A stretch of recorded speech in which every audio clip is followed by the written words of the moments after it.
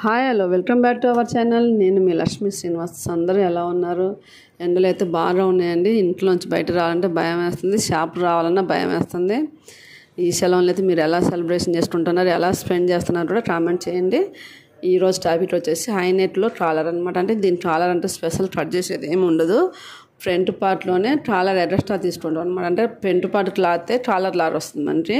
అది ఇంతకుముందు మా చిన్నప్పుడు వేసేటోళ్ళు అనమాట. అది ఎలా అని మాస్టర్ని అడిగితే చెప్పారు. నిన్నటి బ్యాచ్ లాస్ట్ సండే క్లాస్లో అయితే అది కటింగ్ ఎలా అని చెప్పారు. ఇప్పుడైతే స్టిచ్చింగ్ ఎలానో చూసేద్దాం మనం. అంటే మీ చిన్నప్పుడు అది వేసుకునేటోళ్ళు అనమాట. కానీ ఎలా వచ్చేదో తెలియదు. ఆ ట్రాలర్ అనేది బ్యాటరీ ఎట్లా వస్తుందో తెలియదు. ఇదైతే చూస్తుంటే అయితే చాలా చాలా బాగుంటుంది అనమాట. ఇప్పుడు మళ్ళీ పాత మోడల్లో ట్రెండింగ్ వస్తున్నాయి కాబట్టి మాస్టర్ని అడిగితే చెప్పారు. ఇదైతే ఫ్రంట్ పార్ట్లోనే 2.5 ఇంచ్ ఎక్స్ట్రా కట్ చేసుకోవాలి టోపీ లాగా ట్రాలర్ కోసం. అది ఎలా జాయిన్ చేశారో చూసేద్దాం మనం. ఇది వచ్చేసి హ్యాండ్స్ వచ్చేసి ట్రామల్ హ్యాండ్స్ అనమాట. పైన వరకు పఫ్ వచ్చే హ్యాండ్స్. ఇది వచ్చేసి మనకి ట్రాలరు అంటే షేప్ బాగుంటుంది కోసం ఇది యాజ్ ఇట్ ఈజ్గా మనం ఎంత వేస్తాం, ఫ్రంట్ నెట్ ఎంతో బ్యాక్ ఎంత పోవాలో కూడా అది బట్టర్ మీద అంటే పేస్టింగ్ ఉంటుందిరా, పేస్టింగ్ మీద కట్ చేసుకొని అలా లైనింగ్ అటాచ్ చేసుకొని కింద ఒరిజినల్ క్లాత్ వచ్చేటట్టు. ఎందుకంటే ఇట్లా తిప్పి చూస్తే మనకి ఒరిజినల్ కనపడాలి కదా, అలా అయితే జాయిన్ చేసుకోవాలి. చూడండి అలా జాయిన్ చేసుకోవాలి. జాయింట్ అయిపోయిన తర్వాత ఒరిజినల్ క్లాత్ కింద కనపడేటట్టు చుట్టూ రౌండ్ మలిసి కుట్టుకోవాలన్నమాట. అంటే ఫస్ట్ పేస్టింగ్ తర్వాత లైనింగ్ మీద పేస్టింగ్ అటాచ్ చేస్తాం, దాని కింద ఒరిజినల్ క్లాత్ ఉంటుంది అనమాట. అప్పుడు ఇది పేస్టింగ్ సెంటర్లోకి వెళ్ళిపోతుంది, ఒరిజినల్ క్లాత్ పైకి కనపడుతుంది అనమాట. ఎందుకంటే ఒరిజినల్ క్లాత్ ట్రాన్స్పరెంట్ క్లాత్, ఇది పేస్టింగ్ రావపడకూడదు అనేసి మేము లైనింగ్ కూడా అటాచ్ చేసి వేస్తున్నాం అనమాట. ఇప్పుడు అలా సెంటర్ పాయింట్ పెట్టుకొని కట్ చేసుకోవాలి.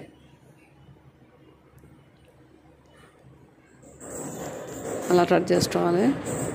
ఎందుకంటే ఇది ఫ్రంట్ ఓపెన్ బ్లౌజ్ కాబట్టి మనం 2 పార్ట్స్లో కట్ చేసుకుంటాం అనమాట. ఇది ఫ్రంట్కి వచ్చే నెట్, ఆ రౌండ్ ఫ్రంట్ నెట్, పైన ఉన్నదో బ్యాక్ పోయే ట్రాలర్ అనమాట. అంటే ఇది ఫ్రంట్ ఓపెన్ బ్లౌజ్. ఇది అలా సెంటర్ పాయింట్ పెట్టుకొని 2 కట్ చేసుకోవాలి.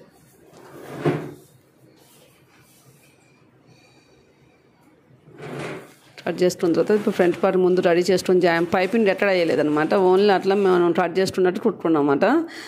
అది ఫ్రంట్ పార్ట్ రెడీ చేసుకున్న దాని మీద ఈ పేస్టింగ్ పెట్టేసి మనం చూడండి ఒకసారి పేస్టింగ్ పెట్టేసి అటాచ్ చేస్తున్నాం.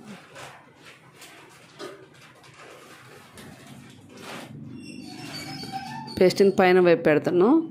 ఈ బ్యాక్ పోయే పార్ట్ బ్యాక్ పోద్ది అనమాట. అదండి చాలా రౌండ్ రావటానికి.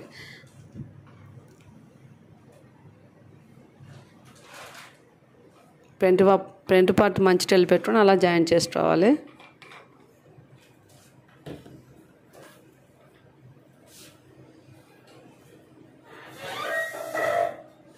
బట్రం పట్ట నుంచి జాయిన్ చేసుకోవాలన్నమాట. అంటే టర్న్ చేస్తే లోపలికి వెళ్ళిపోవాలి కదా ఇది పేస్టింగ్. బట్రం పట్ట నుంచి జాయిన్ చేసుకోవాలి. ఇంకా రెండో సైడ్ పార్ట్ కూడా సేమ్ అంతే. అలా జాయిన్ చేసుకున్న తర్వాత ట్రచ్ ఎట్లా లేకుండా ట్రచ్ చేసుకొని ఉన్న వాటిని మనం అలా కొంచెం ట్రచ్ చేసుకోవాలన్నమాట.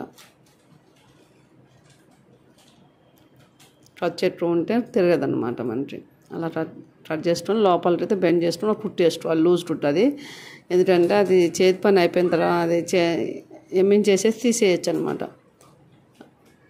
అలా లూజ్ కుట్టు వేసుకోవాలి. వేసుకున్న తర్వాత ఇప్పుడు బ్యాక్ పార్ట్ మీద ఫ్రంట్ పార్ట్ పెట్టేసి ఆ ఈ షోల్డర్ జాయిన్ చేస్తాం మనం.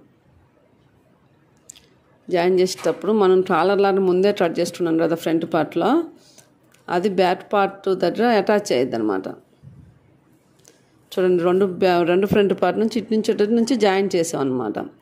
జాయిన్ చేసిన తర్వాత మనం ముందు ట్రాలర్ లాగా మనం కట్ చేసుకున్నాం కదా, నెట్ ఎంత ఉందో చూసుకొని మెజర్మెంట్ పెట్టుకొని కట్ చేసుకుంటాం కదా, అది ఎక్స్ట్రా ఉండిపోతుంది. అట్లా మనకు కొంచెం ఎక్కువ అయితే అంటే మనం 2.5 ఇంచులు కట్ చేసాం చిన్న పాప అనేసి. పెద్దోళ్ళకి అయితే 3 ఇంచెస్ కట్ చేస్తే సరిపోద్దంట. కొంచెం ఎక్స్ట్రా అనిపించింది అనుకుంటా మాస్టర్, అది ఎక్స్ట్రా అయిందనేసి కట్ చేసేసారు. ఫ్రంట్ పార్ట్ ఇటు నుంచి జాయిన్ చేసుకొని మధ్యలో ట్రాలర్ జాయిన్ చేస్తే మనకి ట్రాలర్ ఫామ్ అయిపోతుంది అన్నమాట. స్పెషల్గా దీనికి వేయాల్సిన అవసరం లేదు. ట్రాలర్ అనేది ఫ్రంట్ పార్ట్లోనే వస్తుంది. పేస్టింగ్ చేసింది ఎందుకంటే స్టిఫ్గా కనపడటం కోసం. పేస్టింగ్ లేకపోయినా ట్రాలర్ వస్తుంది, కాకపోతే ఏంటంటే వాలిపోయినట్టు ఉంటుంది అనేసి పేస్టింగ్ వేశారు. అలా 2 జాయింట్లను జాయిన్ చేసుకోవాలి. జాయిన్ చేసుకొని బ్యాక్ పార్ట్ నెట్ ఉంటుంది కదా, నెట్ కాడ కుట్టుకుంటూ పోవాలి. చూడండి, 2 ట్రాలర్లని 2 ఫ్రంట్ పార్ట్లని జాయిన్ చేసుకొని షోల్డర్ మీదుగా బ్యాక్ పార్ట్ నెట్ మీదుగా జాయిన్ చేసుకుంటూ వెళ్ళాలి షోల్డర్ పైన. ఇదేంటంటే షోల్డర్ ఫినిషింగ్ చేయొచ్చు అని అడగవచ్చు. ఎందుకంటే ట్రాలర్ ఉంది కాబట్టి ఫినిషింగ్ చేయడానికి కలవదనమాట. షోల్డర్ దగ్గర కంపల్సరీ ఓవర్లా చేసుకోవాల్సిందే. ఎందుకంటే ట్రాలర్ ఇందులో అటాచ్ అయ్యింది కదా, ఫినిషింగ్ చేసి రివర్స్ చేస్తే కలవదు ఇది. అలా షోల్డర్ జాయిన్ చేసుకోవాలి. షోల్డర్ జాయిన్ చేసిన తర్వాత ట్రాలర్ని అట్లా లోపల మలిసి ఒక లూజ్ రూట్ అయితే వేసుకోవాలన్నమాట. ఈ లూజ్ రూట్ తర్వాత మనం హెమ్మింగ్ చేసుకొని తీసేసుకోవచ్చు. అలా లూజ్ రూట్ వేసుకోవాలి.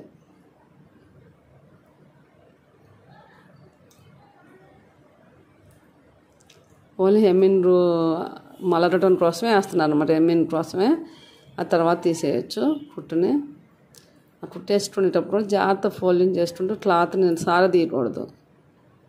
ఇప్పుడైతే ట్రాలర్ ఐటమ్ అయిపోయిందండి. చూడండి, ట్రాలర్ వచ్చింది మనకి. ఇప్పుడు హ్యాండ్స్ అంటే చాలా చాలా సింపుల్ అన్నమాట మనకి. ఒకసారి దీన్ని కటింగ్ చూస్తే ఎవరైనా కుట్టేయచ్చు. ఇప్పుడైతే ట్రాలర్ అయితే రెడీ అయింది. ఇప్పుడు హ్యాండ్స్ అనమాట. హ్యాండ్స్ చెప్పాను. ఇప్పుడు వచ్చేసి నడుము పట్టి, ఉచ్చుల పట్టి, రాజా పట్టి వేస్తున్నారు. ఉచ్చుల పట్టి ఇది ట్రాలర్ అయిపోయిన తర్వాత ఉచ్చుల పట్టి అటాచ్ చేసుకుంటున్నారు. ఫ్రంట్ ఓపెన్ కదా ఈ బ్లౌజు. అంటే ఎక్కడ పైపింగ్ కానీ ఏం అవసరం లేదు. ఈ బ్లౌజ్ పైపింగ్ చేసుకున్నా బాగుంటుంది. అప్పుడు ట్రాలర్లో రెడీ చేసుకోవాలి పైపింగ్. ఇదైతే ట్రాజా పట్టి వచ్చేసి ఒరిజినల్ క్లాత్ వేస్తున్నారు. ఉచ్చుల పట్టికేమో లైనింగ్ వేశారు. ఇంత డీటెయిల్ చెప్పినా మళ్ళీ పిన్ టు పిన్ చెప్పమని అడుగుతున్నారు. ఇంకా దీన్ని టైలర్స్కి ఇంకా అది అర్థమైన పాయింటే కదా, మళ్ళీ అడుగుతున్నారు. ఇది వచ్చేసి ట్రాజా పట్టి. ఇప్పుడు ట్రాజా పట్టి వేయటం అయిపోయింది. డాట్స్ అనమాట. డాట్స్ చూసుకుని, డాట్స్ అంటే ఇంపార్టెంట్ కాదనుకుంటారు. డాట్స్ అనేది హాఫ్ ఇంచ్ కన్నా అసలు ఎక్కువ ఉండకూడదు. బ్లౌజ్ అయినా మనం మెయిన్ చేసే తప్పు ఏంటంటే డాట్స్ ఎక్కువ సైజ్ చేయటం. బ్యాక్ డాట్ అయినా ఫ్రంట్ డాట్ అయినా హాఫ్ ఇంచ్ కన్నా ఎక్కువ ఉంటే పైన లూజ్ వచ్చేస్తుంది అనమాట. మనం డాట్ అనేది హాఫ్ ఇంచే పట్టుకోవాలి. షోల్డర్ డ్రాపింగ్ కూడా డాట్ వల్ల కూడా షోల్డర్ డ్రాపింగ్ కూడా డాట్ వేయడం కూడా ఒక రీజన్ అనమాట. డాట్ అనేది ఎక్కువ ఎడల్పు పడితే షోల్డర్ డ్రాప్ అయిపోద్ది మనకి క్రాస్ కటింగ్ బ్లౌజ్ వాటిలల్లో. ఇప్పుడు వచ్చేసి బ్యాక్ పార్ట్ డాట్స్ చేసిన తర్వాత నడుము పట్టి వేసారు. ఇప్పుడు మొత్తం అయితే రెడీ అయిపోయింది. బ్యాక్ ఫ్రంట్ అయితే ఫుల్ఫిల్గా రెడీ అయిపోయింది. ఇప్పుడు ఫ్రంట్ పార్ట్ కూడా డాట్ వేసుకొని, చిన్న పాపే కదా ప్రిన్స్ కట్ లాంటివి ఏం పెట్టలేదు, ఓన్లీ డాట్ వేపిస్తున్నాను. డాట్ వేసుకొని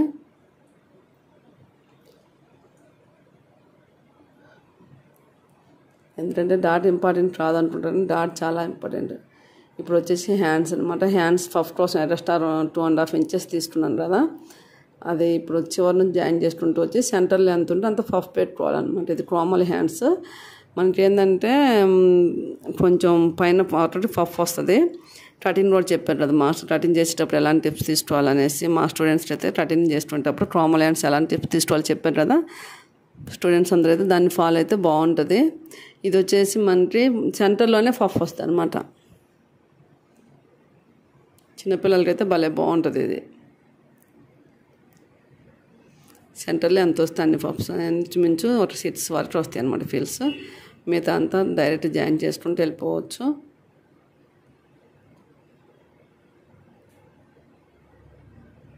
అలా హ్యాండ్ వేసిన తర్వాత చూడండి పఫ్ అలా వచ్చింది. ఇప్పుడు వచ్చేసి సైడ్ జాయింట్ అనమాట. సైడ్ జాయింట్ చాలా చాలా ఇంపార్టెంట్.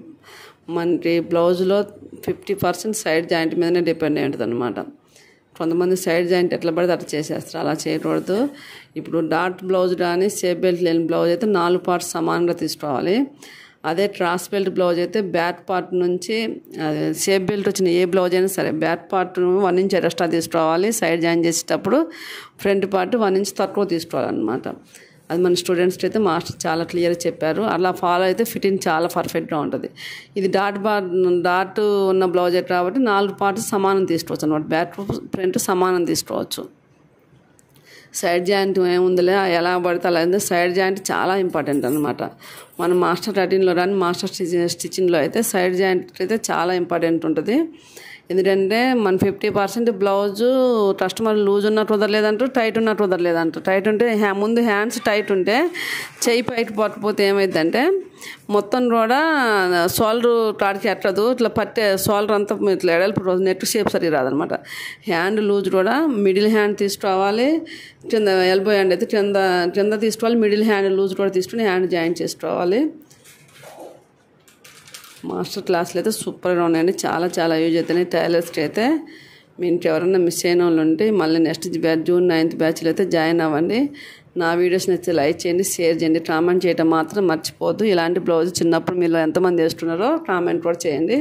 నేనైతే చాలా వేస్తున్నాను. బాయ్ ఫ్రెండ్స్, మంచి వీడియోతో మళ్ళీ ముందుకు వస్తాను.